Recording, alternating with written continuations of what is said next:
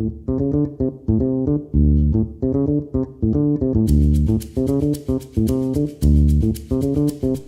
Sauce, episode 41.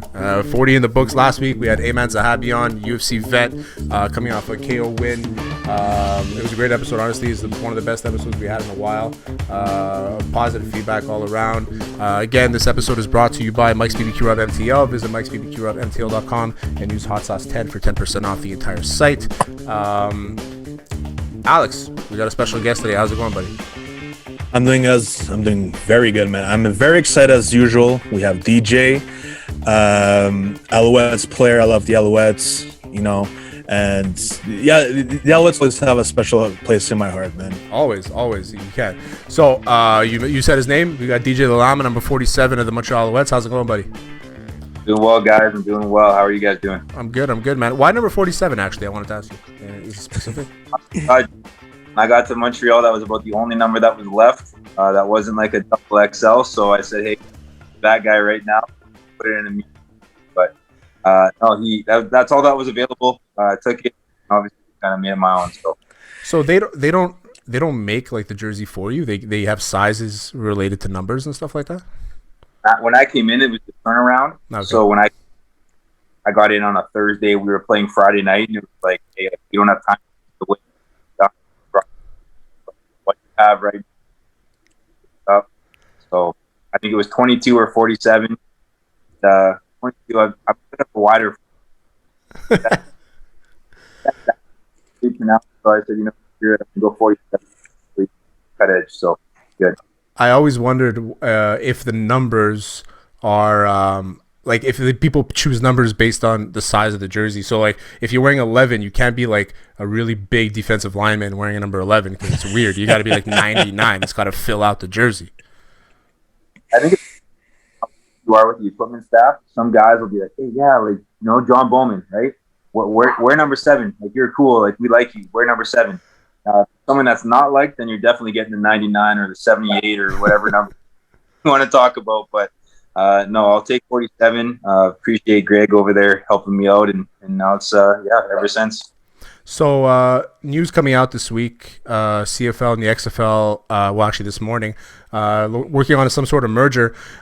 DJ, I'm not gonna like pat myself on the back here, but like I predicted this years ago. Well, actually, last year I was like, CFL and the XFL should be like the minor league in the NFL at some point. Like I think that's how it should work. What are your thoughts? What kind of updates are you getting? Is the team communicating with you guys? Well, obviously it's a lot to digest. Kind of off the top. I mean, obviously we're all focused on playing here.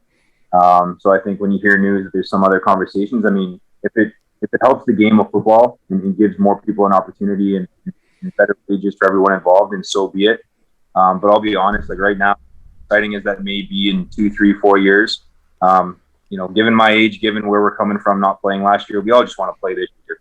And that's what we want kind of that focus to be. So we're excited, obviously, at the potential of what this league has, but I think we all know that we need to get on the field soon and get back to what we all love to do, watch football on TV and playing.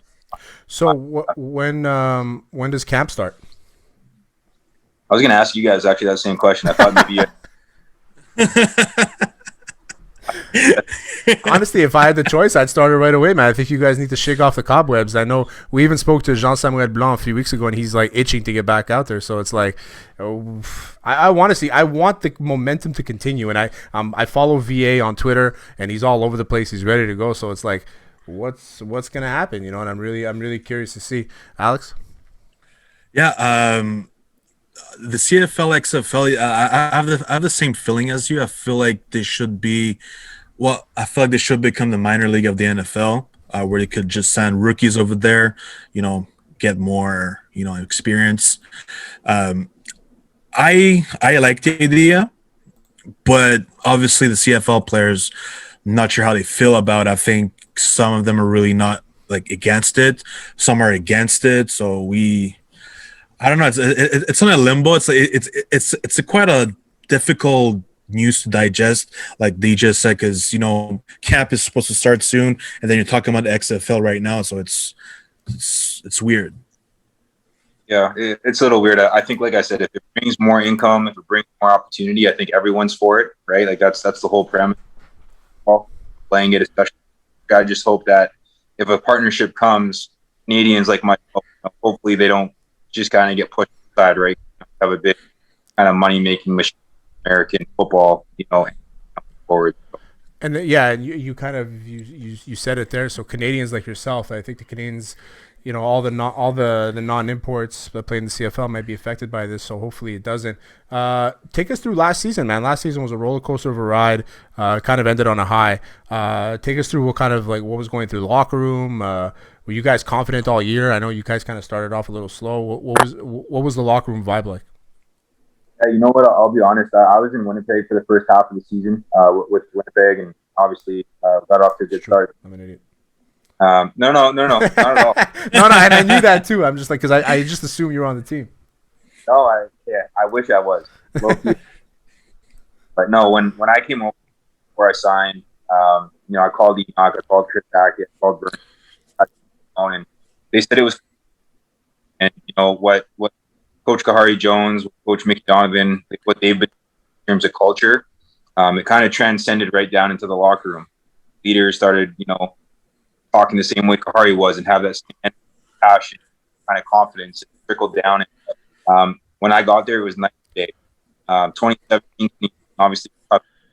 I think you guys know that by watching. It was tough, and we weren't very good. Yeah. And not that the personnel changed, all the attitude, confidence, work ethic, buy-in, having like Bernie, Kahari, Henoc, John. There's a lot of guys I can name that were a part of that, and it was fun to be around. And obviously as we gelled as a unit, as everyone kind of found their role, you saw the win starting to come.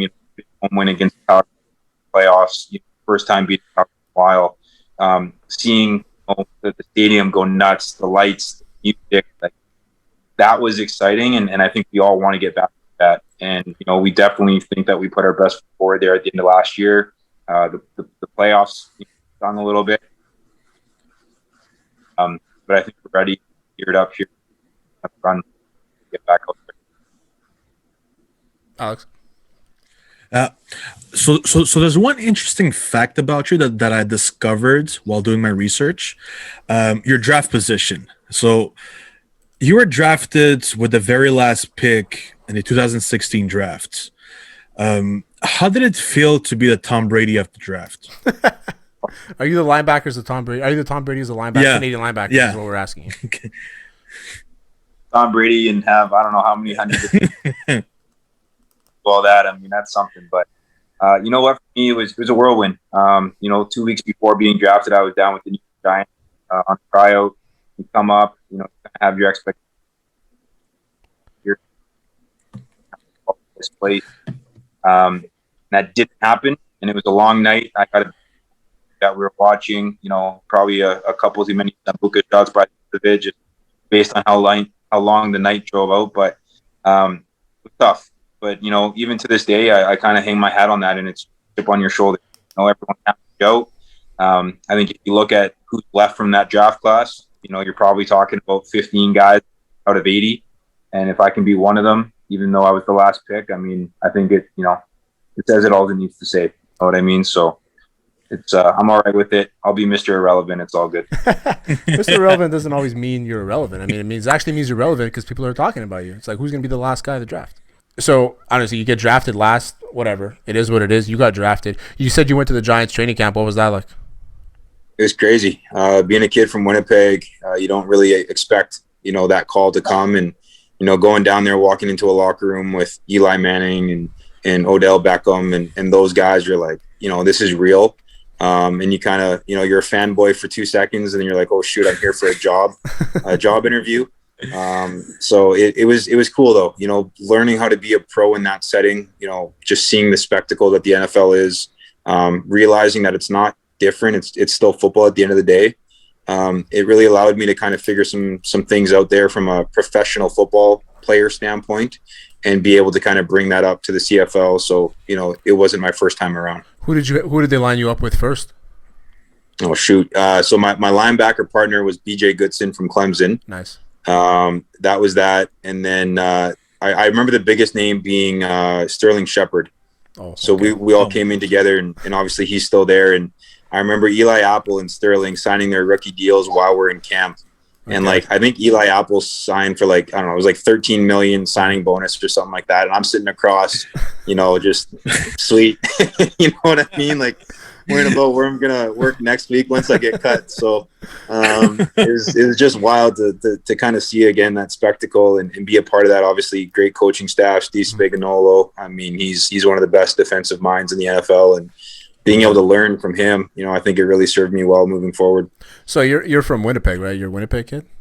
I'm a Winnipeg kid, and yeah. Now, are you in Winnipeg right now, or are you in Montreal? I am in Winnipeg right now. Oh, fuck. It's cold? You know what? We have like plus 10 weather right now. Oh, you're lucky. Actually, today was pretty nice. Alex is from Montreal, but he's in California, so he doesn't understand our struggles as much as you know what I mean? I was gonna say we had some bad weather this year though, and being locked down, it was like minus 50, minus 57. Like it got stupid. It's not like you were gonna do anything anyway, right? Well, I mean, I'm a beer league hockey player by trade in the winter months. That's my conditioning for football. But with all that being shut down, I didn't do anything. I just sat in here, wore a couple extra layers, and paid a lot more for my heat bill. That's all. You play ice hockey? Yeah, I grew up playing hockey competitively. You know, got drafted junior leagues out here, and ultimately chose football. But yeah, myself, Andrew Harris from the Bombers, and Nick Dembski from the Bombers, we play on a line together in beer league in the winter. So it's a lot of fun. That's a classic line right there. That's fucking sick. Yeah. Who'd you get drafted by? So I was actually with Swan Valley back in the day. Okay. Manitoba Junior Hockey League. Yeah. Yeah. Okay. Cool. Yeah. I'm aware. What position do you play? You know what? I'm a jack of all trades now. Defense is a little too much work for me, so I like to stay on the left wing. Andrew likes playing center. He likes to do everything, and then Nick Dembski plays right side. So it's a good little trio. It's because you can't skate backwards. That's what it is. Hey, I wasn't gonna go there, sorry, but I'm just kidding. Nah, you know what? Shit, I play defense all year. You don't get any of the attention. You know, no score. You know, no points scored or whatever. If you can get out there and play forward and light the lamp a couple of times, it makes it a little bit more fun. The only time you get highlights is when you get exposed, right? It's very rare when you're on D. Right. It's a thankless job, is what it is. It is a thankless job for sure. It's like playing D sometimes is like being like the equipment manager. You know, you do everything, but you're not really getting much praise. You know? I wouldn't maybe go that far, but definitely, you know, we're no Vernon or DJ or any of those guys just getting all the limelight. That's for sure. Or Henoc. You know, Henoc gets you know what? He's actually like the anomaly as a defensive player, and maybe it's because he can speak French out there. I don't know, but he gets a lot of the attention. But rightfully so, man. He's a great player. He is a good player. He's a great player. Speaking of Henoc, and you saying before the interview, like, hey, he loves talking a lot. I want to know a little bit more about the Alouettes locker room. All right. Who's the most funniest in the locker room? Yeah, like, who's the guy who gets everybody going, you know? The most funny guy. So we actually had like a trio. So in 2019, I would have to say like three of the funniest guys were Fabian Foote, Ryan Brown, and Woody Barron. And the three of them were like inseparable. And you know, when you tag on like 300 pounds and like being 6'5" or plus, like everything they do just becomes more funny. Yeah. And like they're you know, they're the funny guys. And then the way that I looked at it, and you can even ask Henoc, Henoc's like the puppeteer. So like Henoc has this subtle way of like making people do things and then like kind of calling them out. And then these three would just act absolutely ridiculously. And that was pretty fun, especially on the defensive side. Who's the guy who's like the best dressed? You can't say you. No, definitely not me. I would say on a consistent basis, I got to give it to John Bowman. That's what Alex was saying before. He's like, he's for sure gonna say Bowman. His Instagram is full with nice dresses. So yeah. I think Bo has to get the nod there. If it wasn't Bowman, you know, actually VA, as the year went on and he was, you know, the guy, he kind of dressed to impress as the year went on, but I think I got to give it to Bo, man. Like no one else can take away from what he's done there. And who's the motivational speaker in their locker room? Yeah, like, who's the guy who's like pure serious all the time? Henoc? Oh, I wouldn't say pure serious all the time, but I think just knowing when to be serious and kind of motivating guys in the right way. I think Henoc for sure. That's kind of why, you know, I'm excited that you guys are talking to him next. But he's just a great dude. You know, great football player, great dude. He's a leader. He's a motivational, you know, speaker by trade, but he gets us going. He just knows when to hit those right buttons to make you go. See, that's interesting for us because we don't even know who's the captain in the CFL. In the NFL, we know. In the NFL, we know who's captain, but in CFL, we never know who's captain. We don't know what happens in the dressing room. So it's always interesting to hear from the players. No, I appreciate it. Yeah, it's a good point. Actually, I never thought of it like that. But Henoc was a captain. If you were wondering, and you guys can talk about it. You kind of know who they're going to be, but you know, it's never like it's not an importance in the CFL like it is in the NFL or whatever it is. The NFL, it's like, oh, he's wearing the C. It's always the right. punter, a middle linebacker, the quarterback, and an offensive lineman. You know, but in the CFL, it's like, you know, it's next man up. Who's gonna fucking perform? You know, who's gonna be the guy that's gonna motivate everybody, right? Hey, the CFL, there's just too much turnover there with the rosters. They'd be taking those stitches off and putting them on new jerseys too often for them to make it worth their time. So that's another thing too. I remember. I mean, he'll remain nameless, but I think people are gonna know who I'm talking about. But so when he left. He was told he had to buy his tracksuit, and I think that's the craziest thing to me. Is like a professional team is asking for like $80 to buy the tracksuit or $100, whatever it is. I'm like, just give it to him, man. These guys just freaking put their brains on the line for you. Just give him the tracksuit. Hey, like I said, man, you got to be like John Bowman. Do everything well. Shake the right hands. Say yes. Say thank you. And like I said, maybe you get number 7 and maybe you get a free tracksuit to boot. So I actually asked John Bowman, because he's a Jets fan, right? So we were talking about like Adam Gase, how bad of a coach he was. Yeah. And so I asked him like, who's his favorite coach and worst coach, and he mentioned Noel Thorpe as his worst coach of all time. Like he's like, this guy has no idea what he's talking about. So I'm not gonna put you on the spot, but who's a coach in the CFL that you had that was either good on the good side and on the bad side? If you want to answer the bad side, it's up to you. Yeah. Can I just say, hey, like whatever Bowman said is the right answer? Can I just leave it there? Yeah, you can leave it at that. That's fine. That's good. Yeah, whatever Bowman said, I trust the guy. He's been in the league 14 years. I mean, I trust his judgment. But on the flip side, I'll be honest, man, and this is not like a recency bias, but just Kahari. Just we have like a little like weird Winnipeg connection that kind of started things off. But he's a great person. And I think in the CFL, again, often you just see what happens on the field. But what goes on behind the scenes and why people want to play for certain people and kind of what gets us motivated, right? And going that extra step and buying in. It really starts at Kahari and what he's been able to do. And, he treats us like men. He treats us as equals, and that goes a long way. So I'm just going to stick with him and give him kind of a shout out there because I think it's deserved. And Vince Nardone said the same thing about Kahari. He can't say enough good things about him. And actually reminds me, what's your golf game at? Or are you a golfer? Nothing? It's not good. It's okay. Neither am mine. And I played like 50 times last year. So don't tell him. You know what, DJ? I'm gonna ask you for a favor right now. Nardone refuses to play with me. Okay, not refuses. He's ditched me like 6 times. Like I don't understand what the fuck's his problem. All right, you got to tell him. Listen, Terry just wants to play one time with you. How about this? Next time we're in Montreal on a day off, we'll go me and Vinny against you and whoever that partner is. We'll play best ball. I'll bring Marco.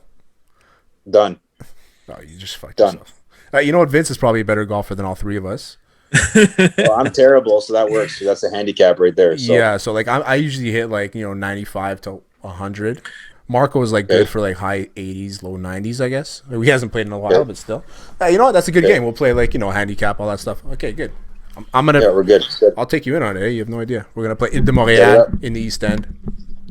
Set it up, man. Set it up. I'm ready. What part of the city do you live in Montreal? I've been in Griffintown every year that I've been out there. Every athlete lives in Griffintown, I think. I think so. Yeah. I see John Bowman walking around all the time in his flip flops. It's all John's fault, man. When I first got out there, I said, John, where should I live? He's like, I actually got an apartment building or a condo in my building. I'm like, okay, cool. So I lived in the same building as John my first year out there. And once you get caught up in that Griffintown kind of way of being, you get stuck. And I liked it, so kept going back. Griffintown live there. Yeah. Go Alex. Yeah, Griffintown is a very good up and coming neighborhood. Like they've been building lots, and they've been now having cafes and all that, grocery shopping.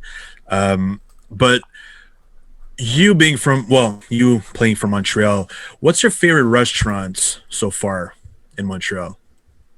That's a really good question. So I'm gonna go with two. I gotta stick with the Italian roots there.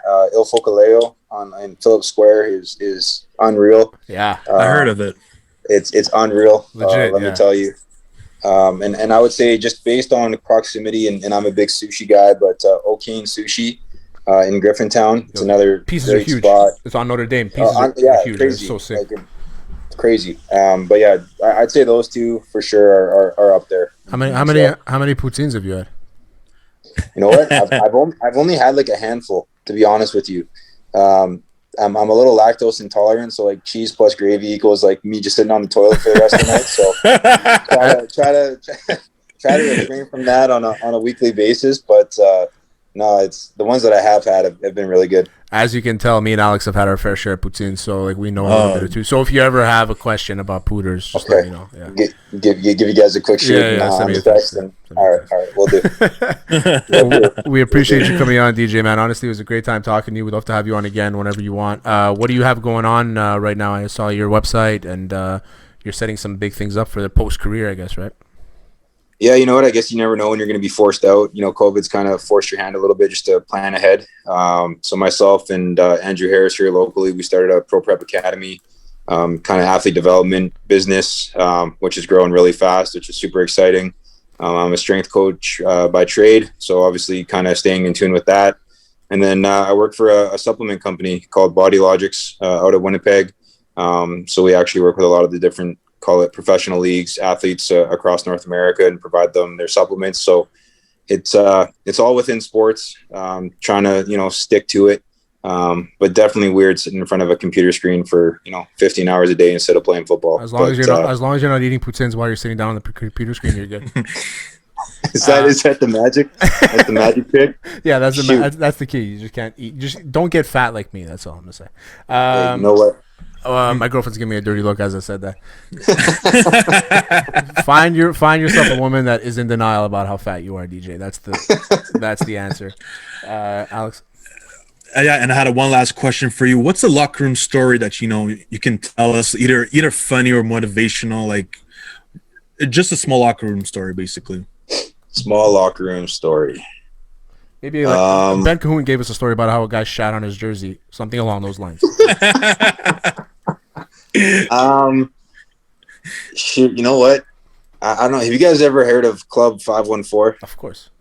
Yeah. Okay, so that's redundant. I can't go there with some of the stories. You know what? I'm just gonna be completely honest, man. I'm gonna just be honest. This is transparent across anybody that you ask. So Montreal, in our locker room, we probably have the worst washroom, bar none, across the league. Like, just terrible. The stalls, like, they don't even lock. Like, like, it's just grimy. You got it's just a bad setup, honestly, with the washroom. And I swear to God, once a week, someone plugs the toilet and there's no plunger, and then like it overflows, and then it's all tile, so like it literally like seeps into the shower, like from the toilets. Did you play with Anthony Barrett by any chance? I did not. Do you know who I'm talking about? No. So he's an offensive lineman. He played for the Owls, I think 1 or 2 years. This is a couple years before you were, and he's like me. Okay. I played with him and Marco. When you said plunging the toilet, it was him. I guarantee it would have been him, because this guy's dumps are the biggest things ever. Like they steam. They steam. Like there's steam coming out of it. There's always outside the water. Always past the water. So now imagine that steam, and like you're in the shower, and like you just see steam like coming your way in the shower, and you're like, what the hell is going on right now? You see the green smoke coming in. Yeah. You big red flags to get the hell out. But it's not necessarily hilarious. It's not one individual person. There's a bunch of people that take deuces and plug the toilet, but that's just a Montreal little like side bit that you got to keep an eye out for. Make sure your flops are on, because you never know when a turd might be coming into the shower. Well, you know what? Teamwork is the best work, right, DJ? So we'll leave it at that. Hey, we'll do that again. We're all in it together, so we're good. So DJLalama.com, right, for any information about you. Yep. Obviously social media as well. Pro Prep Academy, you and Andrew Harris. Good stuff, man. Honestly, a lot of guys don't take care of their post career, and hopefully it works out for you. And if any of like your like your competition reaches out to you to train them, like sabotage them a bit. Be like, yeah, you don't have to go so heavy today. Like a little things like that. I'm gonna say Terry told me if you eat a poutine every Wednesday, Friday, you're gonna be in a great position. Yeah. It's carbs, man. That's it. The carbs and fats. It's a keto diet, is what it is. Pre-game poutine. Pre-game. Yeah, exactly. Hey, pre-game. Then we're gonna be having We're gonna have a different kind of problem in the washroom. Well, that's probably what's causing it. It's probably what's causing it. Anyway. All right, DJ, appreciate it, man. Again, honestly, that was awesome. Whenever you want to come on, just let us know, man, and we're glad to have you on. You're a great guy to talk to, and we appreciate you taking the time. Hey, likewise, guys. Appreciate you, and continue to stay safe here, and we'll talk soon. For sure. Appreciate it. Thanks, buddy. Thanks for coming on. Absolutely, man. My pleasure. You guys, what time's Henoc at? 8:30? Right now, actually. Right now. Okay. Don't keep them waiting, then.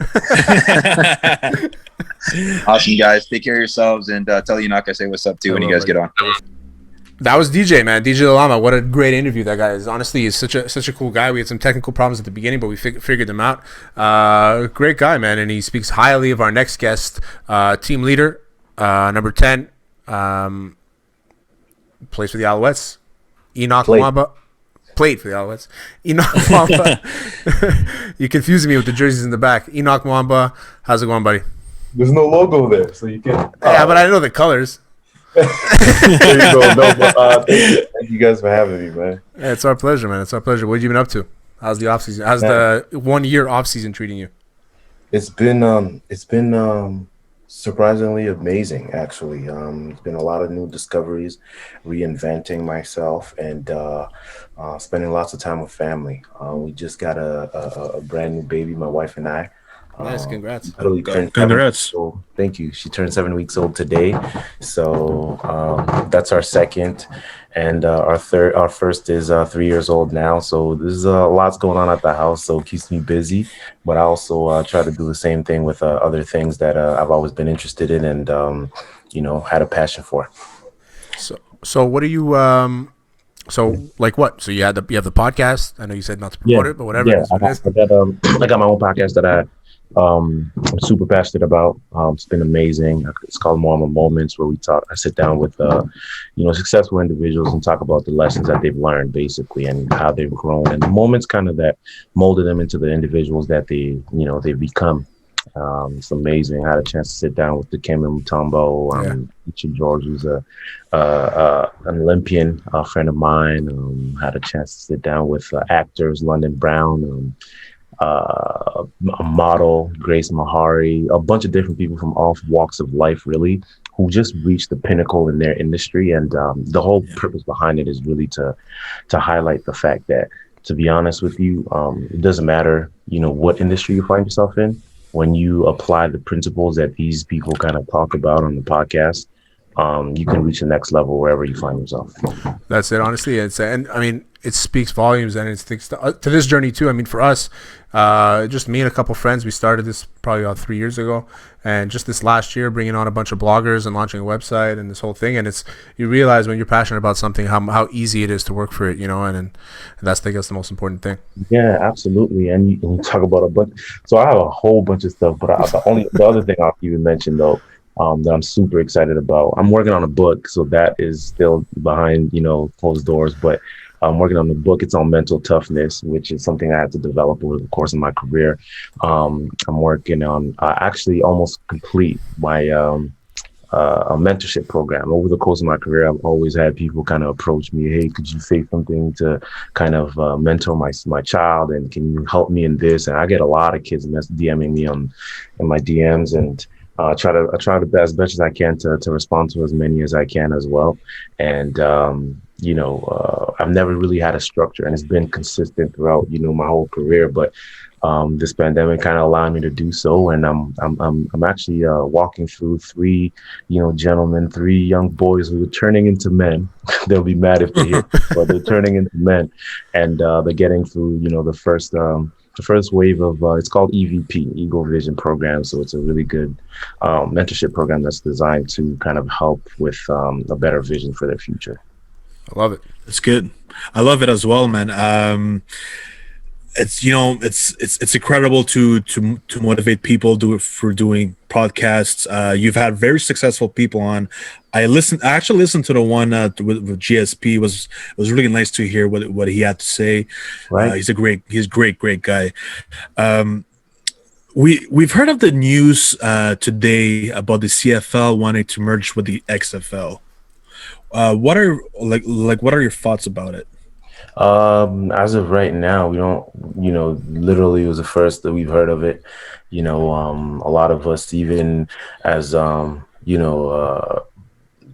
player reps, we were the first, we heard it first right now, earlier today, but you know what? We don't know too much details about it, but, hopefully it's, as long as it's going to advance the game, I think that it's something positive, really.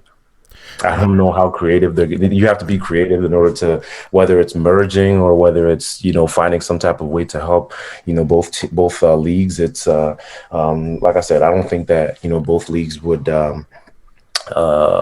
combine or join kind of forces if it wasn't going to be beneficial for both parties. So actually, I'll take a little bit of credit for this one actually, because I don't know if you know, but probably about like 600 people read a blog I wrote about a year ago where I suggested that the CFL and the XFL should merge as a kind of like a farm system for the NFL, but you still keep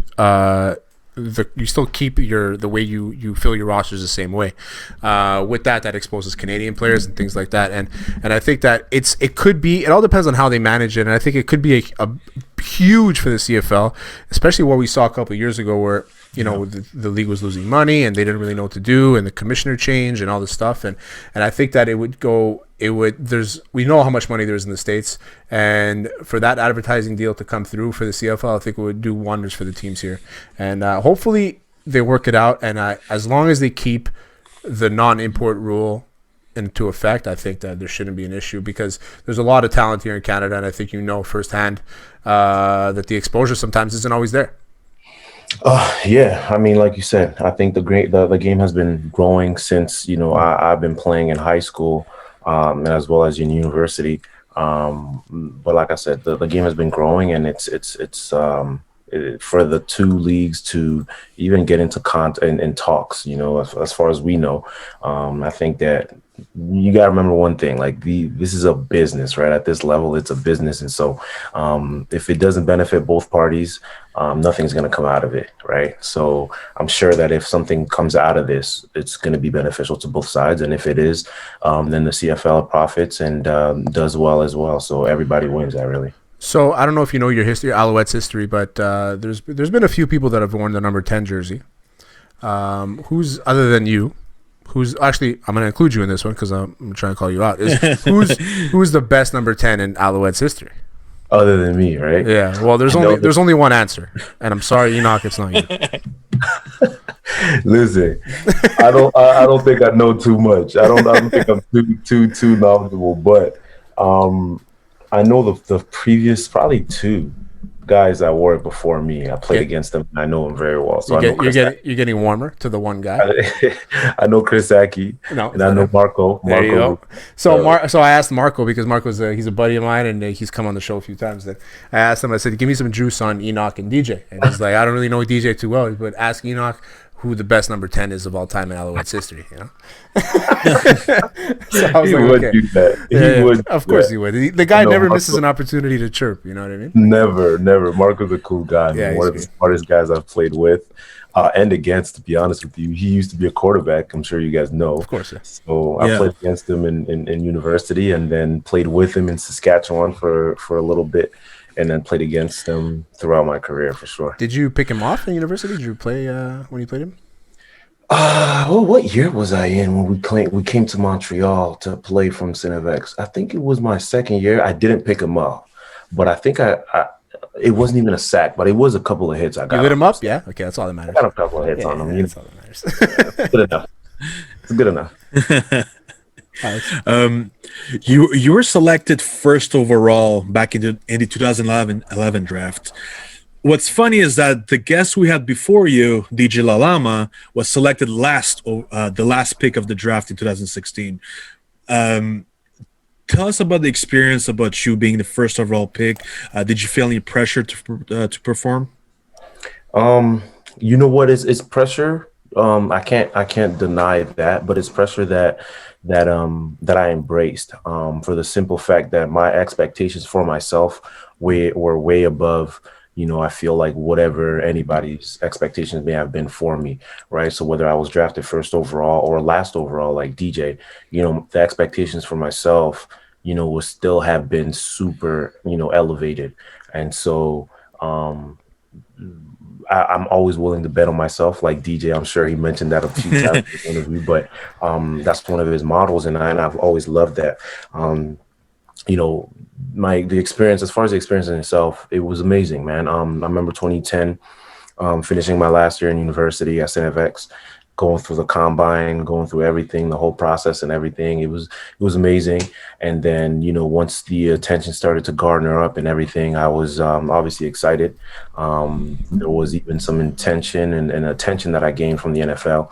So there was a lot going on at once, that I didn't even see coming. But I remember my agent was trying to get me to go through the NFL Combine, but because of how well I had done at the CFL Combine, he said, you know what, the NFL teams that are interested are okay with that. So if anything works out, you don't have to go to any pro day, which he was planning on taking me to or sending me to, or any other workouts to kind of improve numbers or show your acumen. And so from there, if you guys remember correctly, 2011 was the NFL lockout. Yeah. And so, Yeah. what happened was, I focused on the CFL, which was obviously a major reality that was for me. So Winnipeg ends up drafting me first overall. Obviously, I go to Winnipeg, and it was amazing because Winnipeg actually was really, really cool. What they did, they flew my whole family down to Winnipeg for the pretty day sick. of the That's draft. cool. Yeah.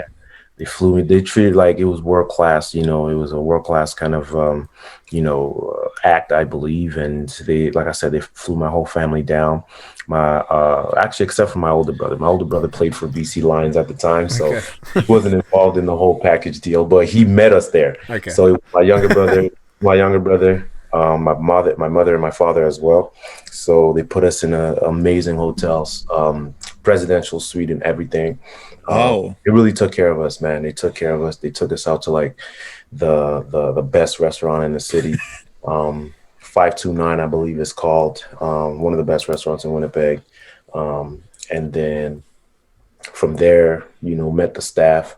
And then the day of the draft, of course, we ended up, celebrating. They brought us to the facility, in the limo. It was just amazing, right? So again, I was there with my whole family, and it's, no better way to celebrate anything, worthwhile, but with the people that you love and that are around you, that support and encourage you as well.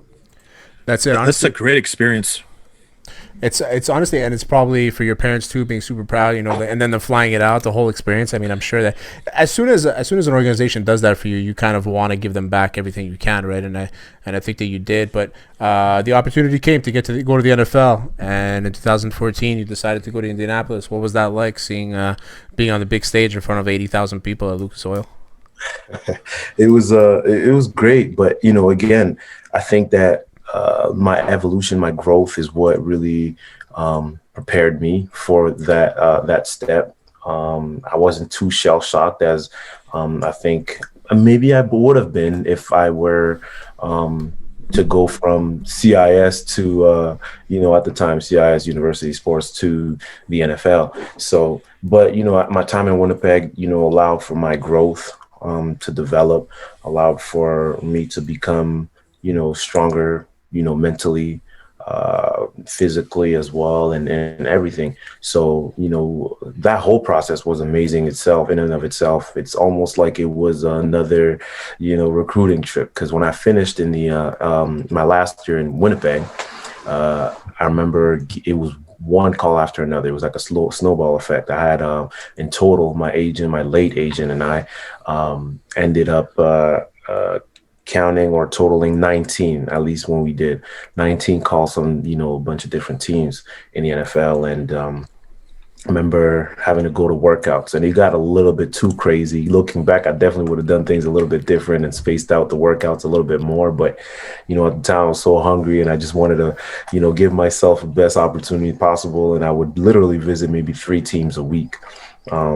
And I have family in Dallas, so I spent time in Texas training right after the season was done in Winnipeg. I think we had an award ceremony in 2014. I was nominated for the award that I actually recently won. Outstanding Canadian. Award. Right. John Cornish won it that year.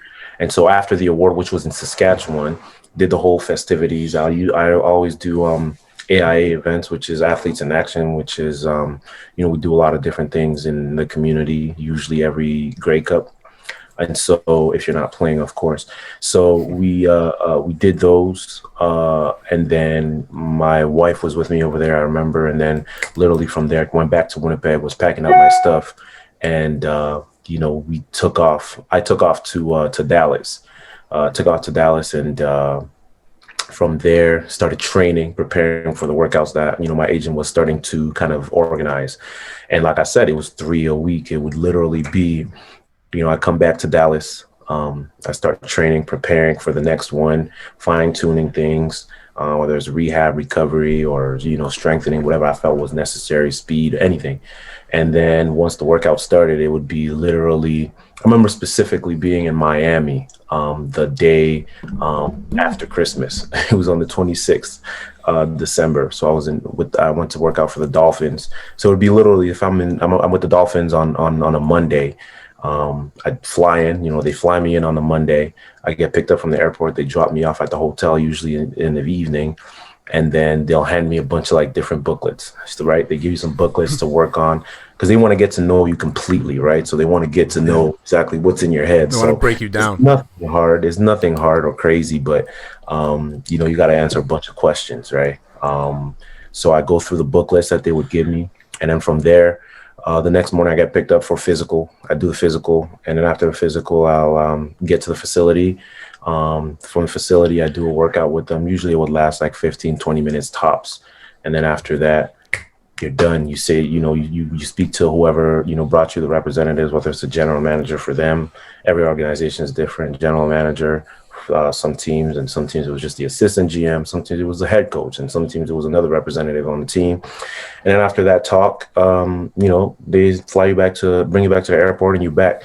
So I'll be back to Dallas for a day or two, and then the next team, I'd be like in Denver. You know, I went to Denver. I met with John Elway, actually. Oh, yeah. Was there. Wow. Then from John Elway, I went big to old head, that guy.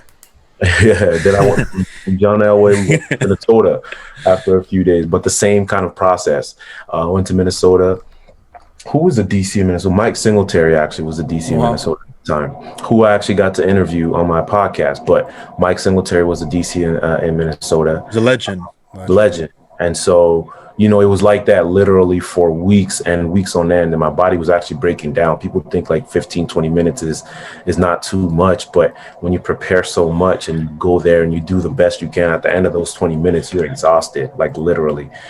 So at the end of it, after a while, went to like Seattle, went to Cleveland, like I said, Minnesota, you name it, I was there. And then after I went to Indianapolis, right, the special thing about Indianapolis for me was, one, it was the first call that I received, right? And it was special because it was, one, the first call that I received, but also two, I was called directly. They didn't even call my agent. I don't know how they got my number, but they always get it, man. They always get it. Mr. Grigson was the GM, so he calls me directly. I remember I was still in Winnipeg before I left for Dallas.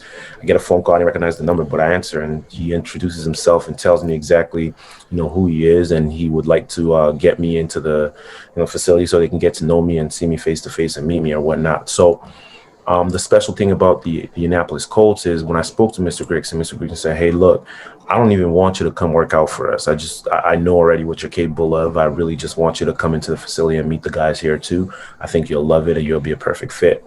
And sure enough, when I landed there, met with, you know, the player personnel guy and the guy who takes care of the players, we instantly clicked. From there, met the coaching staff, Coach Pagano, who I also interviewed on my podcast recently. Great story, great story. You got to check it out. He actually beat cancer, but that's a whole other story. So I met with Coach Pagano and the rest of the coaching staff, met the team as well. I have some best friends on that team to this day. And, like I said, usually every team I'd come in, do a physical, do a workout, meet with the staff, and then fly back out. But for them, they're like, you know what? We don't want you to work out. And it's almost like a tactic for them. It's like, we know he's been testing. Why don't we show him we don't need to see him? 100%. And they told me that the very first call, right? So and again, like, I've been a free agent in the past, and going through that process that time too. I think I guess there's a science to it. Maybe I'll write a book on that. But there's a science to it. At least a chapter to it. Yeah. At least a chapter, right? But there's a science to it. Whenever you got to negotiate for something, you got to find ways to see what one separates one from the other, and that was definitely huge, right? And every team, when you get into a situation like that and you garner somewhat a little bit of attention from anybody, every team is going to tell you what you want to hear, right? And so little things like that definitely separates a team from another. And so I knew that they had another level of interest just because they did that. Again, of course, you got to talk about, the contract comes into play. It's the pro sports, right? And so, how much they put on paper, right, matters, right? As far as the interest level, it's the bottom line. It's the truth. Sometimes people, fault some professional athletes for taking a contract that was bigger than the other. But at the end of the day, if it's a bigger contract, it's not just the player that wants the, quote unquote, more money, but it just shows that the team is more interested, right? And so, but interesting fact, the contract that I did take from Indianapolis was not the greatest contract that I had as far as an offer is concerned. So, again, it's the science behind everything. And I took my time and, but I still established the fact that they wanted me the most. I wanted them the most as well because of the fit as well that I saw when I met the players, I met the staff, and it's just the environment that I wanted to be in. And also I saw myself kind of fitting into the defense, right? So I looked at the guys that played my position. Hey, do we have the similar body type? And do I feel like what they do is something that I can do? So I looked at that defensive scheme and whatnot, and I felt like it fit, and that's why I went with the Colts. So they know you're Canadian. How many Canadian jokes did you get in the locker room? Not much, man. Really? I'm surprised. It was like I said, like one of the things, every general manager, every regime has different ways of formulating or constructing their team, right? And the Indianapolis Colts, Mr. Grigson, what he did was he wanted to have a lot of men of character, right? And I sensed that. And again, they weren't the only ones because, again, I visited so many teams, and some teams you can see. And then other teams, it's like, you know what? The best athlete, I don't care what they have done or where they come from or, what their background is. And again, this is not to shame or anybody. Of course, yeah.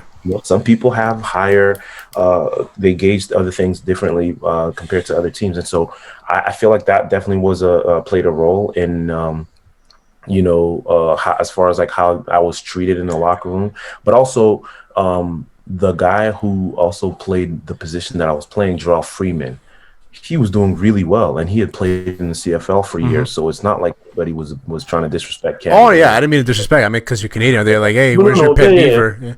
Yeah, no, not at all. So, interesting fact. The very first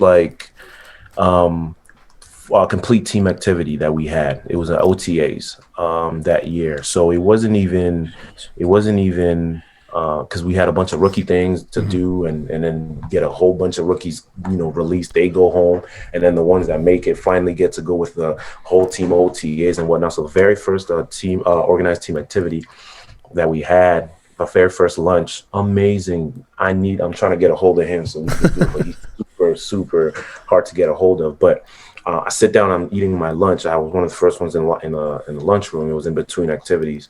And Andrew Luck comes and sits at my table. Where he sat down, and just one of the coolest dude you'll ever meet. With a beard like this? At the time, he didn't have the beard. Seems like a great guy, though. No, one of the coolest, not just great, but smartest and humble, right? To this day, I have on my phone here. He still walks around with the flip phone. It's crazy. An actual flip phone. Like, that's just how super humble he is. But cool and laid back dude. He ended up coming down. We ended up having a long conversation. He started asking me questions about, oh yeah, do you know that penguins are only on one pole? Right, it's either the North Pole or South Pole. I was like, yeah, the Southern Pole. I was like, yeah, I knew that. But, so random. But smart. He starts telling me about cities in Canada, and the average American is not super knowledgeable about the provinces and cities, or at least where the country is.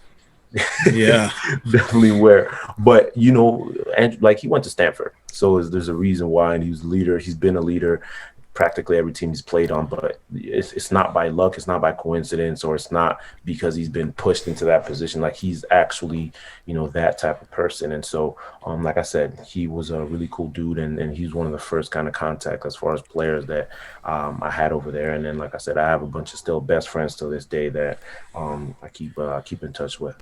So you mentioned leadership, and DJ before you, he mentioned how much of a leader you are in the locker room, but he also mentioned how you like to antagonize some jokes here and there.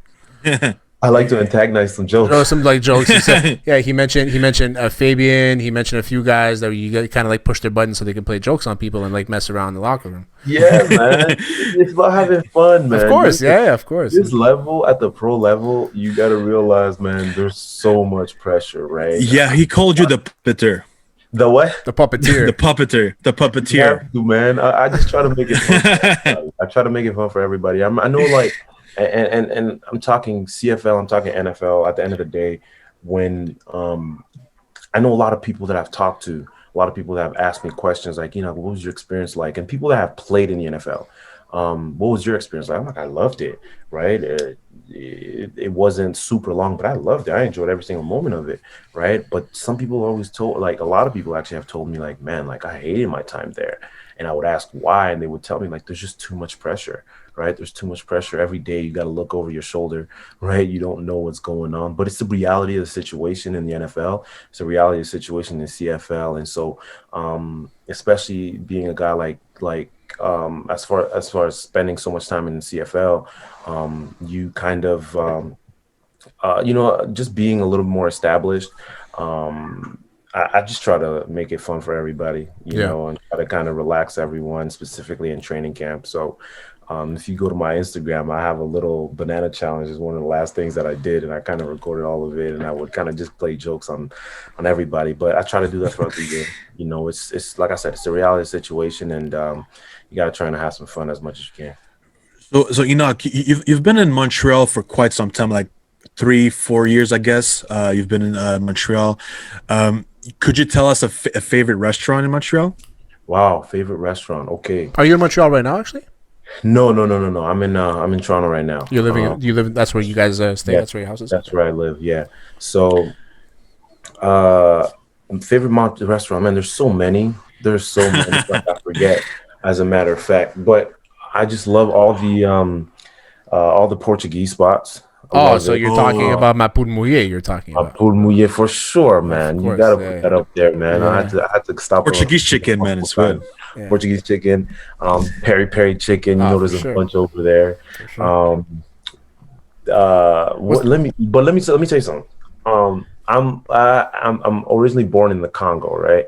And my family and I left the Congo when I was quite young, but when I was in Montreal, I also found a very, very cool spot that served Congolese food. And what's it called? Amazing. It's called what is it called? What's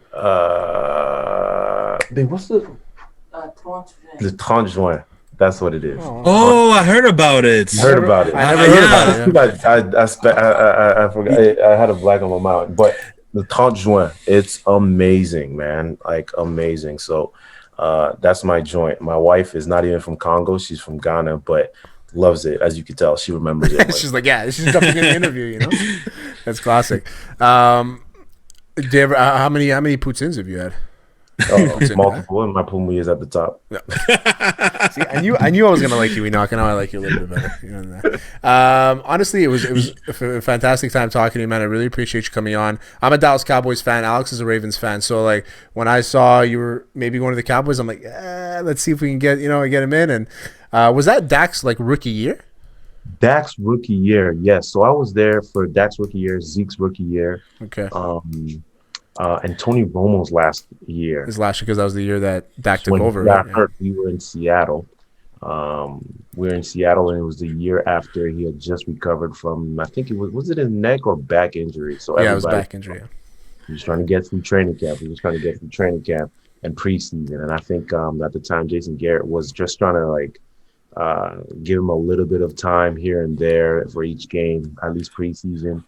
And I remember we go to Seattle, and he ends up getting hurt. Man, everybody on the sideline held their breath. And sure enough, he was saying he wanted to go back in, but sure enough, it was, the last injury that took him out.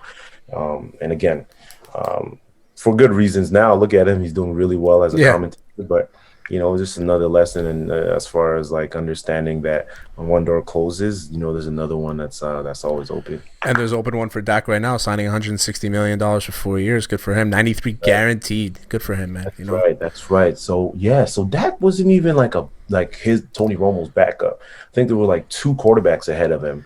And just everything ended up working out so that he ends up playing more, and super proud of him and super happy that he's been able to get paid the way that he has, and obviously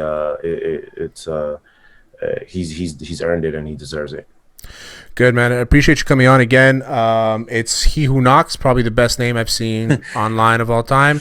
And best name. And your wife, She Who Knocks, even better. That's right. Even better. Love the teamwork there. Teamwork is the best work, like I told DJ too. We appreciate you coming on, man. Honestly, good luck the rest of the way. You're a motivational speaker. Honestly, you motivated me to put my head through a wall right now, so it's good.